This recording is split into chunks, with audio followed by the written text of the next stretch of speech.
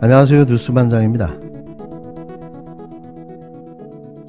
대일항쟁기 강제동원 피해 조사 및 국외 강제동원 희생자 등 지원에 관한 특별법 제정 이후 설립된 행정안전부 산하 일제강제동원 피해자 지원재단이 강제징용 피해자 유족 지원 및 피해 구제의 일환으로 2018년 대법원의 3건의 확정 판결 원고분들께 판결금 및 지연이자를 지급할 예정입니다.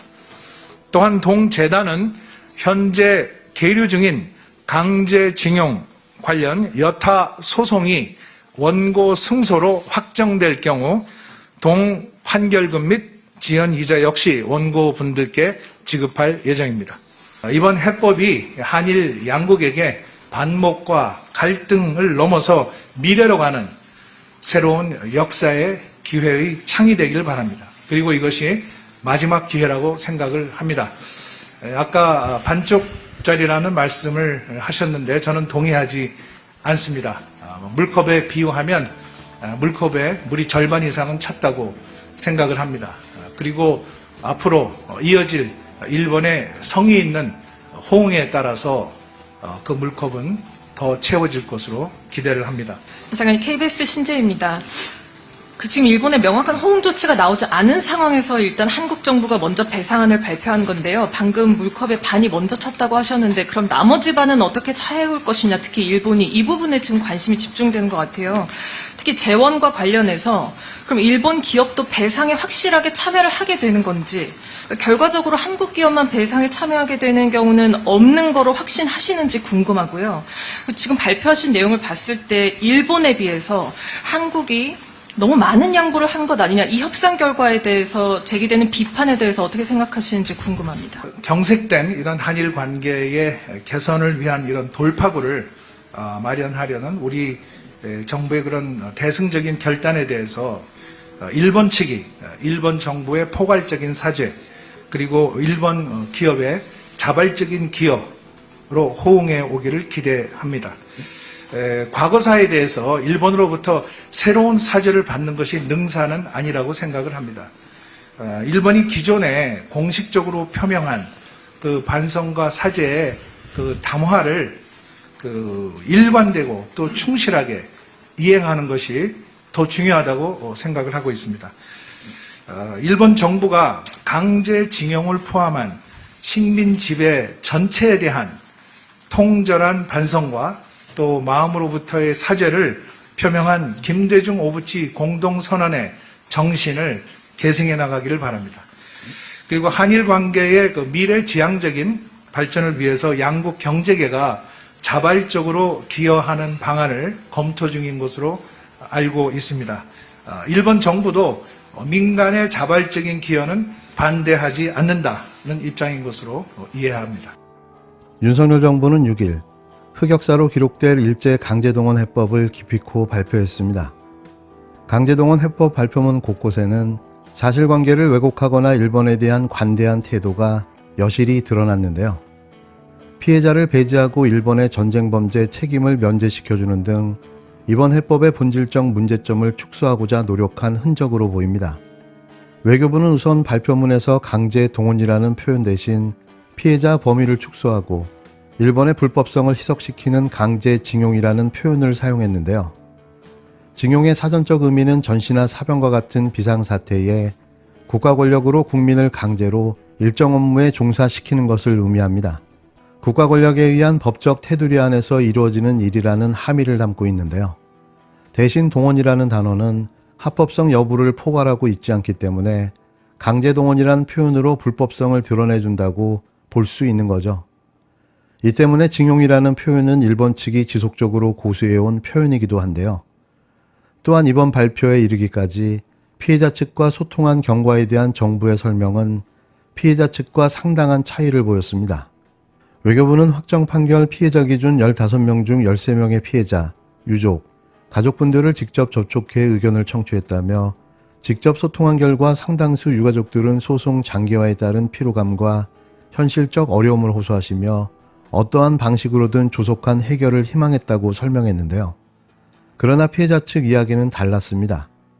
피해자들을 대리해온 임재성 변호사는 이날 오전 CBS 라디오 김현정의 뉴스쇼에 출연해 의견은 나눠져 있다면서도 정부 발표안에 따른 배상금 수령에 대해 적지 않은 분들이 그런 반대 입장을 취하신다 정도를 말씀드릴 수 있을 것 같다고 말했습니다. 외교부는 마치 피해자와 유가족 대부분이 정부안으로 조속한 해결을 희망하는 것처럼 표현했지만 피해자 측은 정부안에 대한 입장이 나눠져 있긴 하지만 상당수는 반대 입장이라고 설명했는데요. 대일 협의와 관련해서도 외교부는 과장되거나 사실과 다른 평가를 내놓았습니다. 우리가 지속적으로 요구해왔던 성의 있는 호응 조치와 관련한 일본의 반응이 줄곧 미온적이었다는 점, 특히 피고이자 전범기업의 배상금 조성 참여에 일본이 단호하게 반대해왔다는 건 이미 널리 알려진 사실인데요. 그럼에도 외교부는 일본 측은 윤석열 정부 출범 이후 우리 측 한일관계 개선 및 현안 해결 의지에 호응하며 진지한 자세로 협의를 지속해왔다고 평가했습니다. 외교부는 대일협의 평가와는 달리 결과적으로 이번 발표문에는 일본의 성의 있는 호응 조치로 볼 수 있는 내용은 전혀 담겨 있지 않았는데요. 그동안 일본이 담화 등을 통해 과거 침략 행위와 관련해 어떤 태도를 보였는지 외교부가 평가한 대목도 있었습니다. 여기서는 마치 일본이 그동안 과거사에 대한 책임 있는 태도를 보여온 것 같은 뉘앙스를 풍겼는데요. 이에 대해 시민단체와 민주당의 비판이 쏟아졌습니다. 우선 시민단체는 일본에 면죄부를 준 매국 협상은 무효라며 정부 해법에 강력 반발했는데요. 민주당은 피해자가 안중에 없는 정부라며 강제동원 해법은 외교사 최대의 치욕이라고 일갈했습니다. 어쩌자고 이런 정권이 탄생된 걸까요? 조선 경독부라는 어느 네티즌의 말이 딱 맞아 떨어지는데요. 2023년 우리는 친일 정권 윤석열 조선 경독부에 살고 있습니다. 일본에 이어 한국 정부에 의해 인권과 존엄이 다시 한번 짓밟힌 강제동원 피해자와 함께 윤석열 대통령에게 강력히 요구한다. 피해국 한국이 모든 책임을 떠안고 가해국 일본의 책임은 완벽히 면제시키는 강제동원 제3자 변제 해법을 즉각 파기하라. 일본의 김대중 오부치 선언 계승을 일본의 사제로 수용한다는 굴욕적 결정을 철회하라.